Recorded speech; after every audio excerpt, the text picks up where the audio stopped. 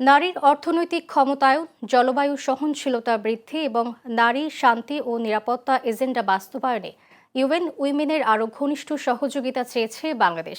শুক্রবার নিউ ইয়র্কে জাতিসংঘের আন্ডার সেক্রেটারি জেনারেল ও ইউএন উইমেনের নির্বাহী পরিচালক সীমা বাহৌসের সঙ্গে বৈঠকে আহ্বান জানান পররাষ্ট্র প্রতিমন্ত্রী শামা ওবায়দ ইসলাম। বৈঠকে প্রতিমন্ত্রী সাবেক প্রধানমন্ত্রী বেগম খালেদা জিয়ার দূরদর্শী উদ্যোগে অবৈতনিক নারী শিক্ষা প্রবর্তন এবং বর্তমান সরকারের অধীনে স্নাতকোত্তর পর্যন্ত অবৈতনিক শিক্ষা ও স্বাস্থ্য সেবা সম্প্রসারণের কথা তুলে ধরেন। সীমা বাহৌসের নারী ক্ষমতায়নে বাংলাদেশের অগ্রগতির প্রশংসা করেন এবং জাতিসংঘ সাধারণ পরিষদের ৮১তম অধিবেশনের সভাপতি পদে বাংলাদেশ নির্বাচিত হওয়ায় অভিনন্দন জানান। এছাড়া বৈঠকে রোহিঙ্গা নারী ও শিশুদের মানবিক সহায়তায় অর্থায়নের ঘাটতি নিয়ে উদ্বেগ প্রকাশ করে তাদের দ্রুত মিয়ানমারে প্রত্যাবাসনের উপর জোর দেওয়া হয়।